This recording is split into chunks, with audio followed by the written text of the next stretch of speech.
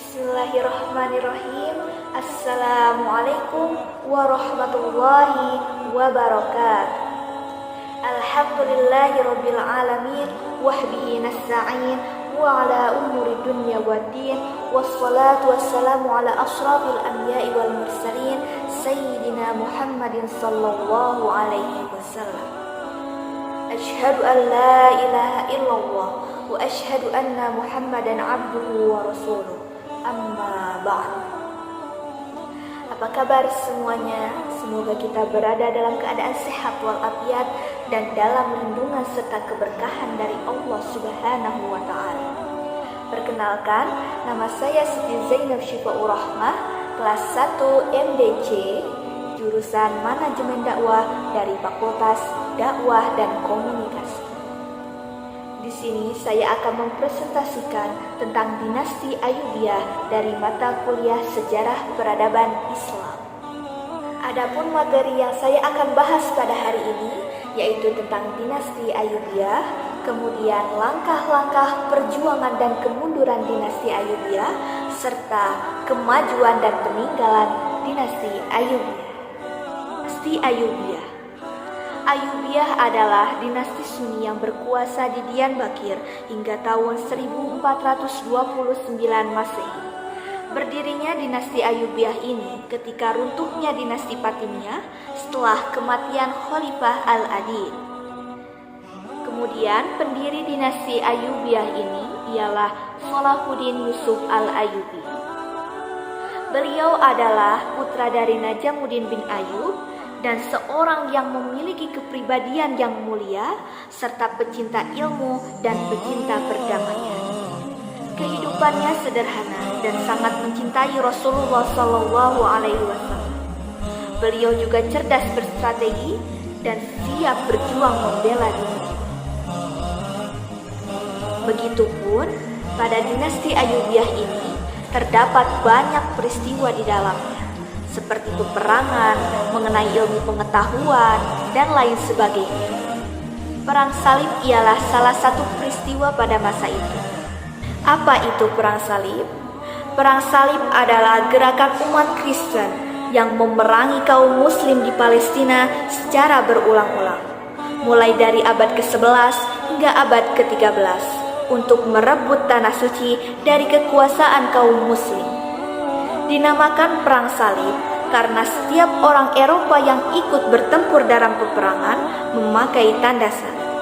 Pun wilayah kekuasaan dinasti Ayyubiyah diantaranya di wilayah Mesir, Damaskus, Yaman, Aleppo, Hamah, Sinjar, dan lain sebagainya, namun tetap pusat kekuasaan pemerintahnya di wilayah Kairo, Mesir. Kemudian langkah-langkah yang dilakukan Salahuddin. Terdapat dua langkah. Yang pertama, melancarkan jihad terhadap tentara-tentara salib di Palestina, dan yang kedua, mempersatukan tentara Turki, Kurdi, dan Arab di jalan yang sama. Adapun perjuangan setelah Salahuddin. Perjuangan setelah Salahuddin dalam merealisasikan tujuan-tujuan utamanya yaitu mengeluarkan kaum salib dari Baitul Maqdis dan mengembalikan pada persatuan umat Islam. Hingga pada waktu itu beliau menghabiskan kekuatannya dan mengganggu kesehatannya, lalu beliau meninggal dan dimakamkan di Damaskus pada tahun 1193 Masehi setelah tahun memerintah. Kemudian keluarga Ayyubiyah membagi imperiumnya menjadi sejumlah kerajaan kecil seperti Mesir, Damaskus, Aleppo, dan kerajaan Mosul, sesuai dengan gagasan Saljuk bahwa negara merupakan warisan keluarga raja. Kemunduran dinasti Ayyubiyah. Kemunduran dinasti Ayyubiyah dimulai pada masa pemerintahan Sultan As-Salim. Setelah Sultan As-Salim meninggal pada tahun 1249 Masehi, kaum Mamluk mengangkati istri As-Salim sebagai sultanah. Dengan demikian, berakhirlah kekuasaan dinasti Ayyubiyah di Mesir. Meskipun demikian, dinasti Ayyubiyah masih berkuasa di wilayah Suriah. Kemudian pada tahun 1260 Masehi, tentara Mongol hendak menyerbu Mesir. Komando Islam dipegang oleh Kutuj, panglima perang Mamluk. Dalam pertempuran di Ein, Jalut Kutuj berhasil mengalahkan tentara Mongol dengan gemilang. Selanjutnya, Kutuj mengambil alih kekuasaan dinasti Ayyubiyah.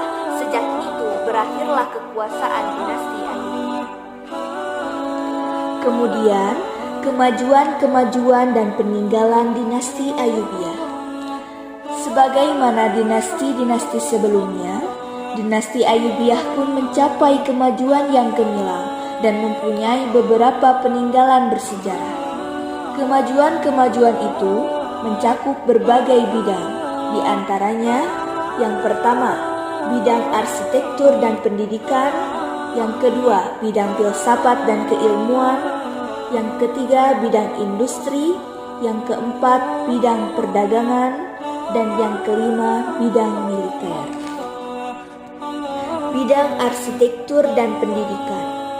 Penguasa Ayyubiyah telah berhasil menjadikan Damaskus sebagai kota pendidikan, sampai berhasil mendirikan 3 buah madrasah di Kairo dan Iskandaria.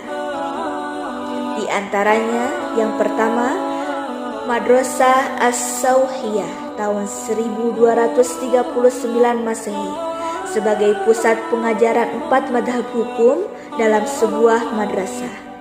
Yang kedua, Madrasah Dar al-Hadis Al-Kamilah juga dibangun pada tahun 1222 Masehi untuk mengajarkan pokok-pokok hukum yang secara umum terdapat di berbagai madhab hukum Sunni.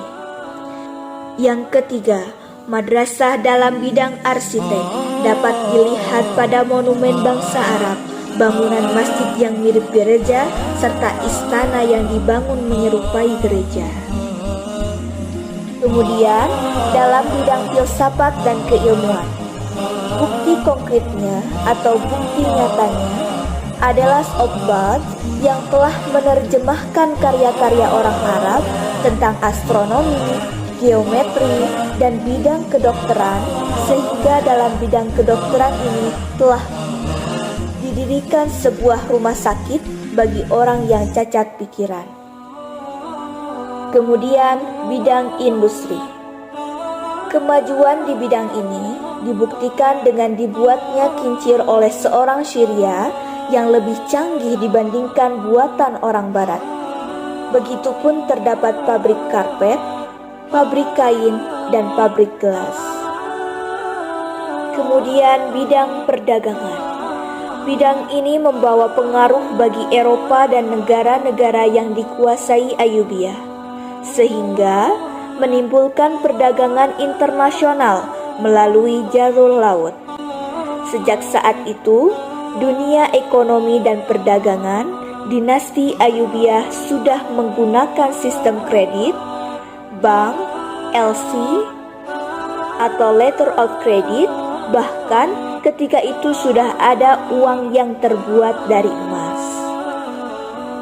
Yang terakhir, bidang militer. Selain memiliki alat-alat perang seperti kuda, pedang, panah, dan sebagainya, ia juga memiliki burung elang sebagai kepala burung-burung dalam peperangan. Baiklah, selesai sudah pemaparan materi pada hari ini. Mohon maaf apabila ada kesalahan. Akhir kata saya ucapkan wassalamualaikum warahmatullahi wabarakatuh.